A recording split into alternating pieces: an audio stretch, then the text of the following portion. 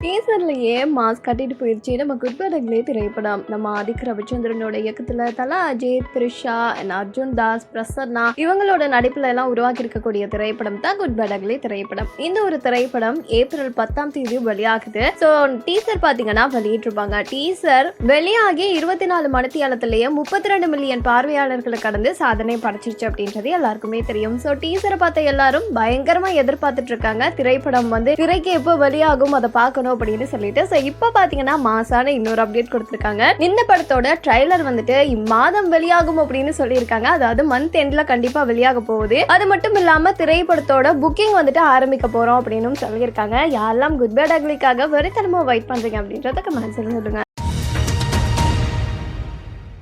அமரன் திரைப்படத்தை தொடர்ந்து சிவகார்த்திகேயன் கையில் இப்போ பார்த்தீங்கன்னா பராசக்தி அண்ட் மதராசி இந்த மாதிரி 2 திரைப்படங்கள் இருக்கு. பராசக்தி திரைப்படம் சுதா கங்காரோட இயக்கத்தில் அண்ட் அதே மாதிரி மதராசி திரைப்படம் நம்ம ஏஆர் முருகதாஸோட இயக்கத்தில் நடிச்சிட்டு இருக்காரு. இந்த நிலையில நம்ம சிவகார்த்திகேயன் அடுத்ததா எந்த திரைப்படத்தில் நடிக்க போறாரு அப்படின்ற தகவல் தெரிஞ்சுக்கிறதுக்காக ரசிகர்கள் ரொம்ப வெயிட் பண்ணிட்டு இருப்பாங்க. பட் அந்த மாதிரி எந்த தகவலுமே வெளியாகல. இந்த நிலையில தான் ஏஜிஎஃப் நிறுவனம் நம்ம சிவகார்த்திகேயனை வச்சு ஒரு படம் பண்றதா முடிவு பண்ணியிருந்திருக்காங்கல்ல. அந்த ஒரு வேலையா இப்போ தகவல் வெளியாகி இருக்கு. மலையாள இயக்குனரான ஜூட் ஆண்டனி ஒரு கதையை போயிட்டு ஏஜிஎஸ் நிறுவனத்துக்கிட்ட சொல்லியிருக்காரு. ஸோ அவங்க பாத்தீங்கன்னா ஆல்ரெடி சிவகார்த்திகேயனோட கால் ஷீட் நம்ம கிட்ட இருக்கு, ஏன் சிவகார்த்திகேயனையே நடிக்க வைக்க கூடாது அப்படின்ற மாதிரி முடிவு பண்ணி இப்ப சிவகார்த்திகேயனை அந்த ஒரு திரைப்படத்துல நடிக்க வைக்க முடிவு பண்ணியிருக்காங்களாம்.